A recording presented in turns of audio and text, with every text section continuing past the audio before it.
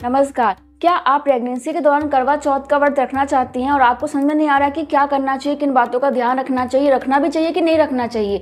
तो आज मैं आपको इसी बारे में बताऊंगी कि प्रेगनेंसी के दौरान अगर आप करवा चौथ का व्रत रख रहे हैं तो आपको किन किन बातों का ध्यान रखना है, क्या क्या सावधानी रखनी है, क्या क्या गलती नहीं करनी है और आपको किस हालत में करवा चौथ का व्रत बिल्कुल नहीं करना चाहिए। तो सारी बातें जानेंगे तो वीडियो पूरा देखिएगा। बाकी चलिए वीडियो स्टार्ट करते हैं। तो फ्रेंड्स देखिए, आपकी प्रेगनेंसी का कोई सा महीना चल रहा हो या फिर आपका कोई सा भी करवा चौथ का व्रत हो, पहला हो, दूसरा हो, तीसरा, चौथा, पांचवा, कोई सा भी हो, आपको इस बात का ध्यान रखना है। अगर आपकी प्रेगनेंसी में कोई दिक्कत है, मान लो कि आपको डायबिटीज की प्रॉब्लम है, थायराइड है, बीपी की प्रॉब्लम है, प्लेसेंटा प्रीविया की प्रॉब्लम है या फिर कोई और कॉम्प्लिकेशन है, तो आपको ऐसे में व्रत नहीं करना है, नहीं तो आपको और आपके बच्चे दोनों को परेशानी हो सकती है। कई बार डॉक्टर आपको बेड रेस्ट के लिए बोलती हैं कि बेड रेस्ट करना है, कुछ नहीं करना। अगर आप ऐसे व्रत करेंगे, क्योंकि व्रत ऐसा नहीं होता कि आप बेड पे लेटे लेटे कर लेंगे, बहुत ज़्यादा काम हो जाता है, भूखे प्यासे रहना होता है, बहुत बार आपको दवाई लेनी होती है, मेडिसिन लेना होता है, टाइम पे खाना होता है। अगर आप ये गलती करेंगे तो सीधा हॉस्पिटल जाएंगी। इसे थोड़ा ध्यान रखें। अगर आपके साथ कोई दिक्कत है तो व्रत मत कीजिए, और आपको तब भी करना है तो डॉक्टर से पहले पूछ लीजिए, डॉक्टर हाँ कहती हैं तभी कीजिएगा, नहीं कहती है तो मत कीजिएगा। ठीक। दूसरी बात ये कि अगर आपकी प्रेगनेंसी बिल्कुल हेल्दी है, कोई दिक्कत नहीं है, आप बिल्कुल फिट है, तो आप आराम से व्रत कर सकती हैं, लेकिन तब भी आपको थोड़ा ध्यान रखना है। क्या ध्यान रखना है? पहला ध्यान ये रखना है कि आप अपना सारा काम पहले ही निपटा लें। कौन सा काम?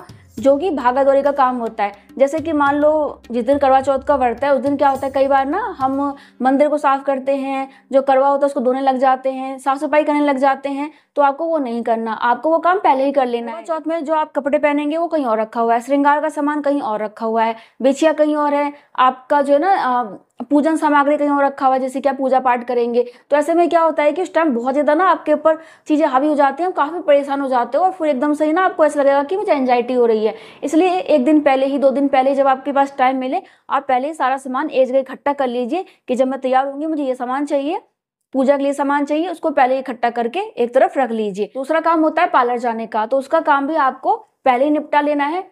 करवा चौथ वाले दिन के लिए कुछ भी काम नहीं रखना है। इसके बाद नेक्स्ट काम क्या होता है? किचन का काम होता है, घर का काम होता है। तो मैं आपको यही सलाह दूंगी कि किचन के काम के लिए और घर के काम के लिए आप किसी और को प्लीज बुला लीजिए, अपने हस्बैंड को बोल लीजिए, छुट्टी ले लो और उनसे करवाइए, क्योंकि आप करेंगे ना तो आपको सचमुच में प्यास लग जाएगी और आपको काफी ज्यादा परेशानी होगी, क्योंकि आपको परेशानी होगी तो मतलब बच्चे को परेशानी होगी, क्योंकि आप आराम से लेटी हुई हैं तो इतना ज्यादा प्यास और भूख नहीं लगती। चलो भूख तो कोई बात नहीं, प्यास नहीं लगती है, लेकिन आप भागा दौड़ी करेंगे, किचन में गर्मी लग जाती है और गला सूखता है, तो ऐसे में आपको प्यास लग सकती है। फिर आप पानी नहीं पिएंगे तो आपका मन अंदर से काफी ज्यादा डिस्टर्ब हो जाएगा, परेशान हो जाएंगी। नेक्स्ट आपको ध्यान ये रखना है कि अपने मुंह को बंद रखना है। मतलब ये है कि आपको ज्यादा बातचीत नहीं करनी है, क्योंकि महिलाओं की आदत होती है बहुत ज्यादा बातचीत करने की। आसपास के जो लोग उनसे बात करना है, अपनी फ्रेंड से बात करना है, अपनी बहन से, मम्मी से, सासू माँ जो भी है उनसे बात करना है कि ये पहनना है, ये खाना है, उधर करना, उधर करना है। ऐसे में क्या होगा कि आपको प्यास लग जाएगी। इसलिए बिल्कुल मुंह बंद करके आराम से लेटी रहें, ज्यादा बातचीत ना करें, तो फिर आपको प्यास लगेगी और आप फिर कहोगे क्या मुझे पानी पीना है, या फिर मन में अलग ही परेशानी हो जाएगी। ठीक है, तो इस चीज का ध्यान रखिएगा। अब देखो, करवा चौथ है तो नॉर्मल सी बात है कि महिलाएं सजती हैं, संवरती हैं, मेकअप करती हैं, काफी ज्यादा टाइम लग जाता है तैयार होने में। तो मैं आपको यही सलाह दूंगी कि आप ना इस बार थोड़ा कम सज लीजिए, कम मेकअप कर लो, नहीं तो आप बहुत ज़्यादा परेशान हो जाएंगे, क्योंकि काफ़ी ज़्यादा टाइम लग जाता है इन कामों में। दूसरा ये कि आपको अच्छे से तैयार होना ही है, तो आप क्या करें कि पूजा का जो मुहूर्त होने वाला है उससे 2 से 3 घंटे पहले से ही जो है ना तैयार होना स्टार्ट कर दीजिए, क्योंकि आपको लगेगा कि पूजा का मुहूर्त निकल ना जाए और फिर टाइम कम बचेगा ना, तो आप ढंग से तैयार भी नहीं हो पाएंगी और फिर अंदर से आपको परेशानी होगी। बहुत जल्दी करोगे तो फिर प्यास लगेगी। इसलिए आराम आराम से टाइम लेके आप तैयार होइए, ताकि आप जो है ना जल्दबाजी में कोई भी काम ना करें। अब हम जानते हैं कि आपको व्रत किस हिसाब से करना चाहिए। तो देखो जी, क्या होता है कि बहुत सारे घरों में ना सरगी का नियम होता है। अगर आपका भी पहला व्रत है तो मैं आपको जरूर सलाह दूंगी कि आप ना सरगी का नियम फॉलो करें, क्योंकि इसमें क्या होता है कि आप सुबह उठ के ना, मतलब कि मुंह हाथ धो के तैयार होके आप कुछ खा लेती हैं। वैसे तो सासू माँ देती हैं अपनी बहू को, श्रृंगार का सामान भी देती हैं और खाना पीना भी देती हैं, ताकि खा पी के अपना व्रत स्टार्ट कर लो। लेकिन आपके घर में नियम नहीं है तो कोई बात नहीं, आप तब भी कर सकती हैं। क्यों कर सकते हैं? क्योंकि करवा चौथ स्टार्ट होने का ना एक मुहूर्त होता है, टाइम होता है, जो कि मॉर्निंग में होता है, 5 बजे के बाद से ही होता है, आप देख लेना। तो टाइम से पहले आप कुछ खा पी लेंगे तो कोई दिक्कत नहीं है। जब करवा चौथ का मुहूर्त स्टार्ट हो जाता है तब आपको नहीं खाना होता, लेकिन मुहूर्त से पहले आप खा सकती हैं। तो बिल्कुल सुबह उठ के 4-5 बजे तक आपको थोड़ा बहुत कुछ खा लेना है। खाना भी क्या है कि आपको ना हल्का फुल्का खाना है, और आपको चाय पीना पसंद है तो आप चाय पी सकती हैं, या फिर आप दलिया वगैरह खा सकते हैं, ओट्स वगैरह खा लीजिए, कुछ फ्रूट्स खा लीजिए, क्योंकि इस टाइम बहुत सारे लोग ना तला भुना खा लेते हैं, तो फिर ऐसे प्यास लगेगी। मान लो सुबह सुबह उठ के कुछ ऐसा खा लेते हैं जो कि ऑयली है, तो नॉर्मल सी बात है कि ऑयली की वजह से आपको काफ़ी ज़्यादा प्यास लगेगी बार बार। तो बहुत ही हल्का फुल्का खाना है, पानी वगैरह पी लेना है ताकि आपका व्रत स्टार्ट हो जाए। और कुछ ऐसा खा लीजिए जिससे कि आपका पेट भरा हुआ रहे, जैसे कि ओट्स वगैरह, दलिया वगैरह।